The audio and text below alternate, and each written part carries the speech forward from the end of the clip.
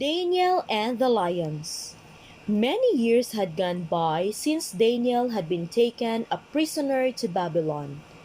He had grown to be a wise, good man, and now a new king sat upon the royal throne.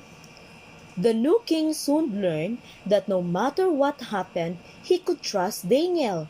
So, the new king made Daniel ruler next to himself over all the people of the kingdom, over all the wise men of the kingdom, over all the princes of the kingdom. The princes became angry when king made Daniel ruler over them. So angry they began plotting a way to get rid of Daniel. Said a sly prince, "We'll find some fault in him and go tell the king."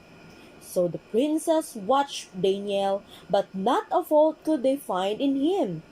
Daniel didn't lie. He didn't cheat.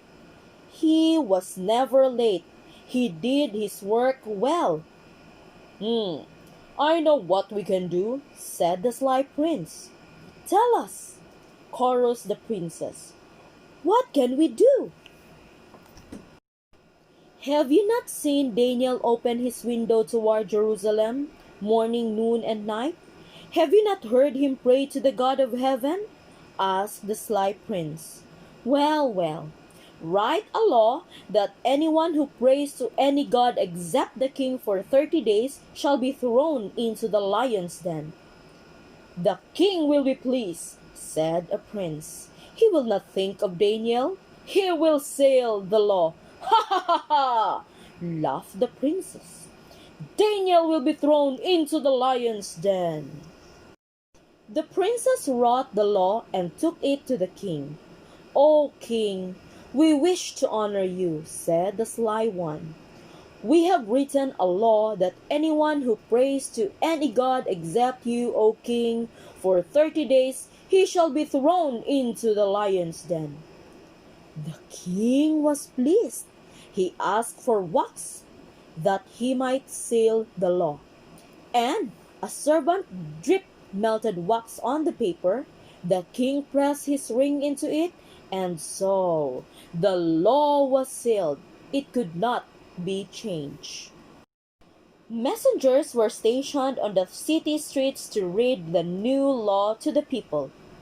Hear ye, shouted the messengers.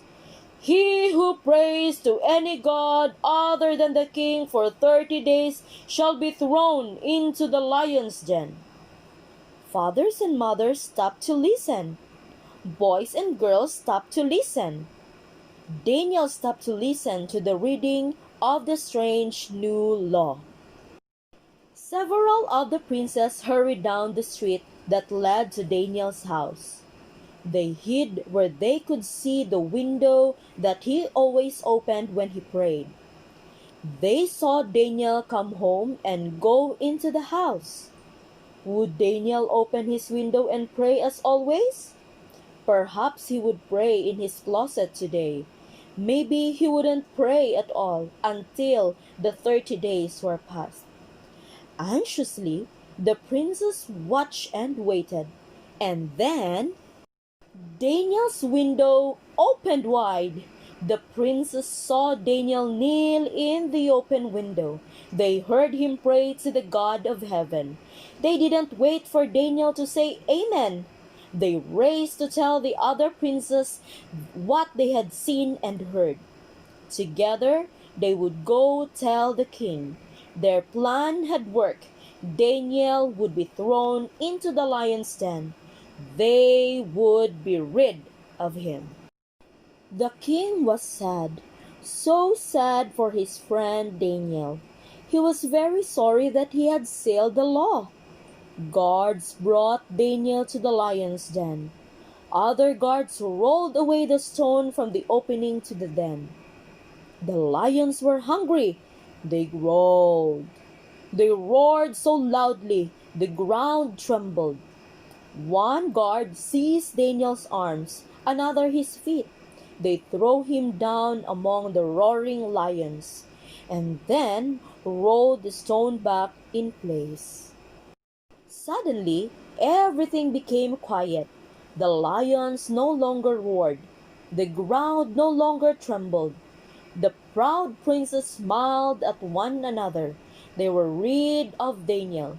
They were sure they would never see him again. But the king wept. Day turned into night. The moon came up. Hundreds and hundreds of stars sparkled in the dark night sky.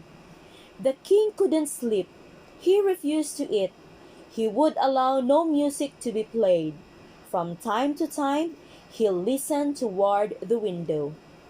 Often, on other nights, the lion roared, but tonight, the lions were quiet. Next morning, as soon as the sky began to come light, the king sent for his guard and hurried to the lion's den. The guard rolled away the heavy stone. Anxiously, the king called down into the den. "O Daniel, is thy God whom thou servest able to deliver thee from the lions?" Would Daniel answer? Was he still alive? From down in the lion's den came Daniel's quiet voice. "O king, live forever! My God hath sent his angel, and hath shut the lions' mouth, that they have not hurt me." Joyously, the king ordered the guard to take Daniel up out of the lion's den. The guard let down a rope to Daniel. Hardly was Daniel out of the den when the lions began to roar and the ground to tremble. But there wasn't a tear in Daniel's clothes. There wasn't a claw mark on his hands. There wasn't a scratch on his face. Even as God sent an angel long ago to shut the lion's mouth, to keep them from hurting Daniel, just so he has promised to send an angel today to protect everyone who loves him. In his book, God has written, "The angel of the Lord encampeth round about them that fear him, and delivereth them." Psalm 34, verse 7. Do you love him?